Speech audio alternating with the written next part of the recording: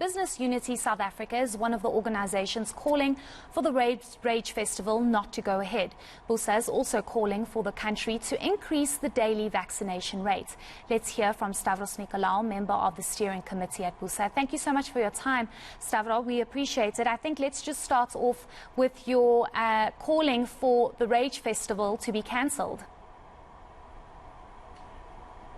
Firstly, Heidi, thanks very much for having us. I'm going to be speaking on behalf of Business for South Africa, which is a broad coalition of small and businesses across the country. Heidi, what do we know about this pandemic? There's a lot we don't know, but what do we know? The first thing is that basic protocols such as ventilation, not sanitizing, staying in confined areas where there's poor ventilation, all of these things are going to trigger cases to go up. And this was in fact the case last year with Rage. Despite the organizers of Rage's best efforts to give assurances that controls would be put in place, we know exactly what happened. Rage was a trigger point that launched the second wave in South Africa last year. It was a particularly painful wave. It required further lockdowns and loss of both lives and livelihoods. So we accept that we are in a level 1 at the moment, and Rage will go ahead. We understand that. But what we are saying is we are calling for responsible behavior by the organizers and the participants. We saw last year, despite all the assurances, we saw all the protocols being broken. These were widely published and publicized all over the place on social media and otherwise. And more importantly, Heidi, lives were lost. We know of at least one incident where a Rage participant infected a dad and that dad died.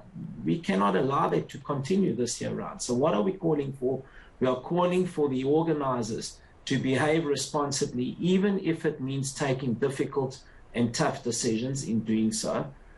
We are encouraged by the organizers saying that they will only allow restricted access for those who are vaccinated. But we know that the vaccination rate of the 12 to 17-year-olds and even the 18 to 35-year-olds, because many of these participants fall in the 18-plus category, is not sufficiently high to give comfort. So we really call on the organizers to do two things: responsible behavior and enforce that responsible behavior, even if it means taking tough action against those that are breaking the protocols.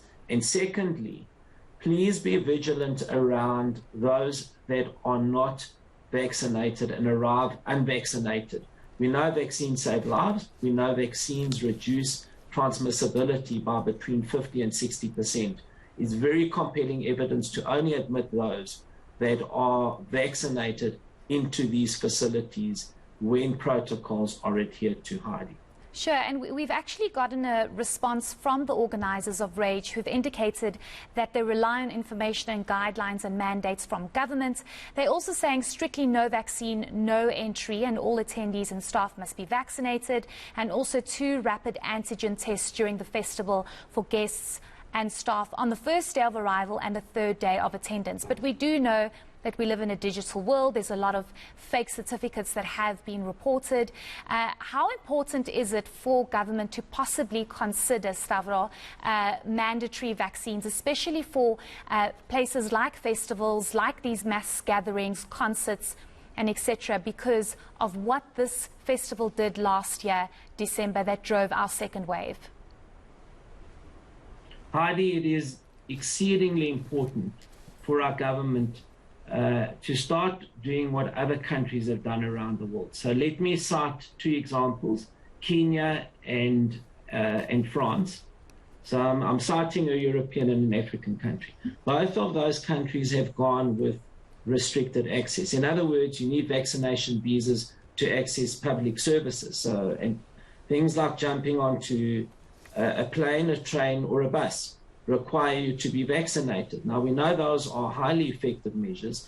We've seen the results in France, where it firstly spurred a number of people that were unvaccinated to go and get vaccinated. And secondly, it has reduced the numbers, the transmission numbers. So there's compelling evidence around this as well. Kenya is another very good example. On the 21st of December, which is in a few weeks' time, Kenya will be enforcing restricted access to any public services and or facilities.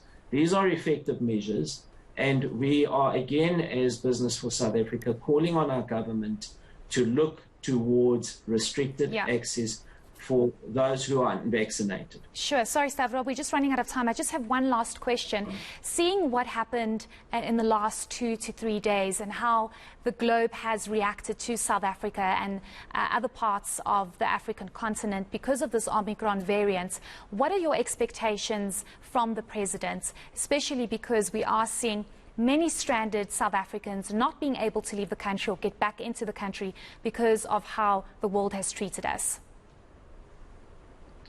First of all, Heidi, the reaction has been one of overreaction. It's been largely a knee-jerk reaction from the UK and from Europe.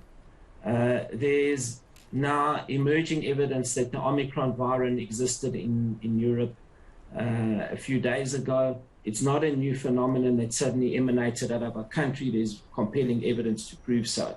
So this is a global problem we're dealing with, not a South African problem. What do I expect from our president? I expect our president to call for more responsible behavior of the protocols, to encourage South Africans to go and get vaccinated. And I'm really hoping that he will edge us towards restricted access, because these are the things that will give overseas investors and those that are unfairly labeling South Africa, that is what will give them confidence that we are managing this pandemic. And I think there are pockets of excellence in South Africa that we are being punished for, like being one of the most advanced in genomic sequencing. So naturally, you're going to uncover these variants a lot faster than in the rest of the world. So the message we need to give, and what our president needs to do, is encourage more and more people to go get vaccinated and to adhere to the protocols.